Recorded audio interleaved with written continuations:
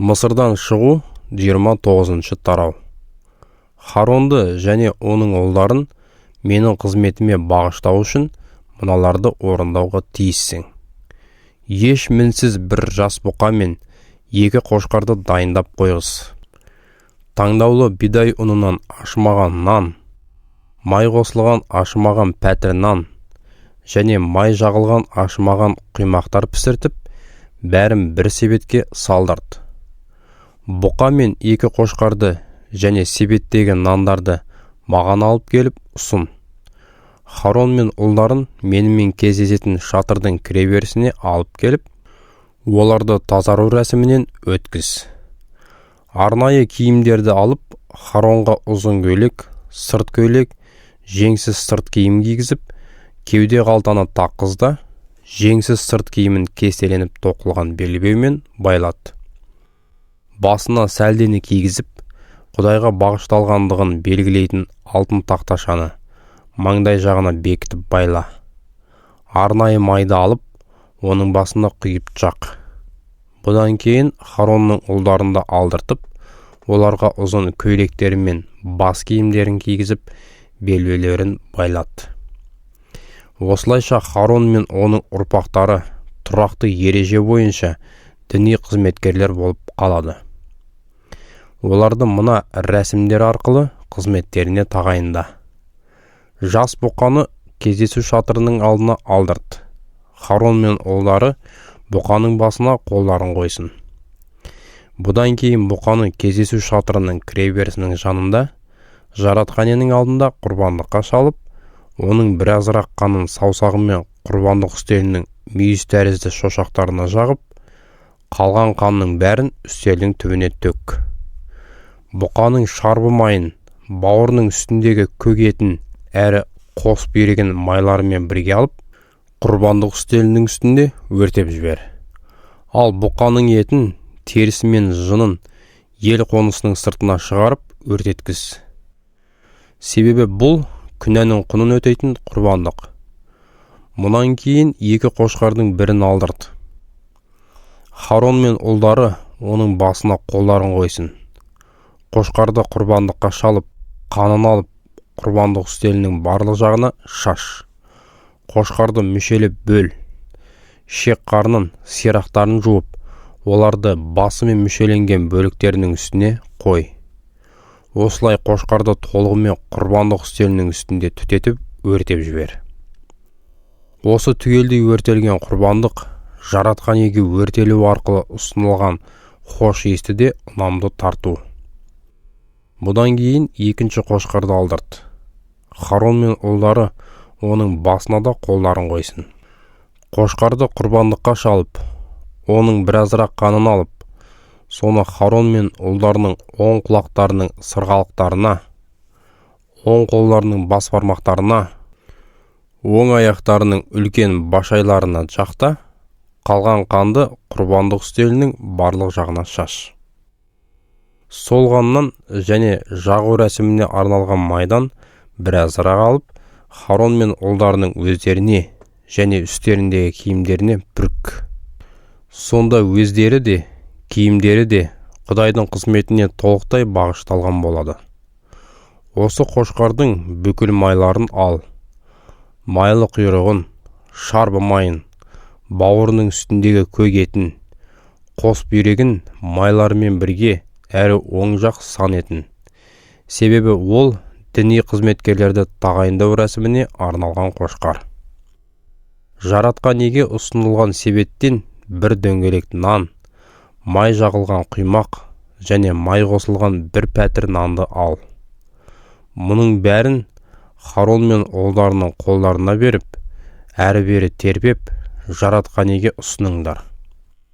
Содан кейін осы тартулардың бәрін олардың қолдарынан алып, құрбандық үстелінің үстінде түгелдей өртелген құрбандыққа қоса өртеп жібер. Бұл жаратқан еге өртеу арқылы ұсынылған хош иісті де ұнамды тарту. Харонның қызметіне тағайындалуына арнап шалынған қошқардың төсін алып келді, оны жаратқанның алдында әрі бері тербеп ұсын. Ол сенің үлесің болмақ. сол құрбандық қошқарының Харон мен ұлдарына арналған үлестерін өздеріне табыста. Жоғары көтеріліп Тәңіріге ұсынылған оң жақ сан етін және тербетіліп ұсынылған төс етін. Израильдіктердің Харон мен ұлдарына ұдайы беретін тұрақты сыбағасы осы болмақ.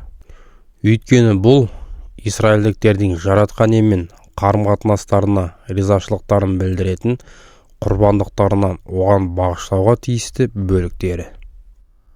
Харонның арнайы киімдері өзінен кейін келер ұрпақтарына аманатталсын. Сонда олар соларды киіп, Құдайға бағышталып, қызметтеріне тағайындала алады. Харонның ізбасары болып, киелі орында қызмет ететін ұрпағы сол киімдерді 7 күн бойы кездесу шатырына кіргенде киюге тиіс. Харонның қызметіне тағайындалу рәсіміне байланысты шалынған қошқардың төсі мен қол етін алып, арнайы орында асып пісірді. Харон мен оның ұлдары қошқардың осы етін және себеттегі нандарды кездесу шатырының кіреберісінің алдында жесін. Олар Құдайға бағышталып, қызметтеріне тағайындалған кездерінде күнәнің арамдығынан тазару үшін ұсынылған осы құрбандықтардың етін және тартуларды тек өздері ғана жесін.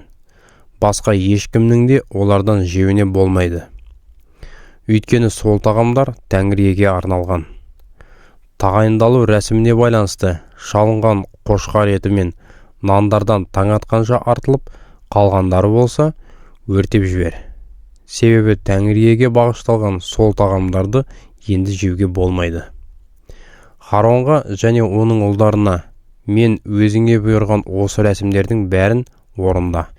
7 күн бойы олардың қолдарын тағайындалуларына байланысты Тәңіріге ұсынылған құрбандықтар мен сый тартуларға толтыр. Әр күн сайын күнәнің құнын өтеу үшін 1 жас бұқадан құрбандыққа шал.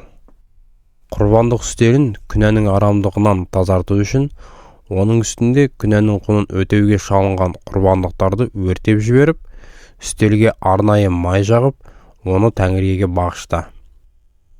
7 күн бойы құрбандық үстелін осылайша күнәнің арамдығынан тазартып, оны Тәңіріге арна. Сонда құрбандық үстелі Тәңіріге түгелдей бағышталып, ерекше киелі болады. Үстелдің үстіне қойылған не оған жанасқандардың бәрі де Тәңіріге бағышталып, оның меншігіне айналады. Тұрақты түрде күн сайын құрбандық үстелінің үстінде өртеліп ұсынылатындар мыналар: 1 жастағы 2 тоқты, біреуі таңертең, екіншісі кешке шалынып, өртеліп ұсынылсын. Бірінші тоқтыға қоса 3 қадақ сығып алынған таза зайтын майымен араластырылған таңдаулы бидай ұнынан 1 пұттың 10-нан 1 бөлігін алып өртеп жібер.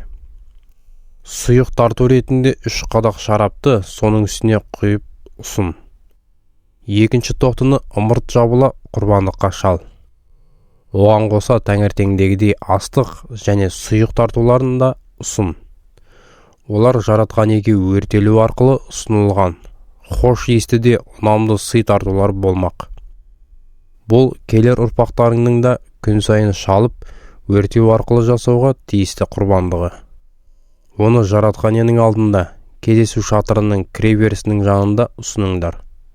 Осы жерде мен сенімен кездесіп, саған тіл қатпақпын. Мен Израиль халқымен де осында кездесіп, бұл жерді ұлы салтанатыммен өзіме бағыштап киелетемін. Осылайша мен кездесу шатыры мен құрбандық үстелінде Харон мен ұлдарында өзіме қызмет етуге бағыштап, Израильдің үрім бұтағының арасында тұрып, олардың Құдайы боламын. Сонда олар өздерінің Құдайы жаратқан Ие мен екенімді түсініп, араларында тұру үшін оларды Мысырдан алып шыққанымды білетін болады. Мен олардың Құдайы жаратқан Иемін.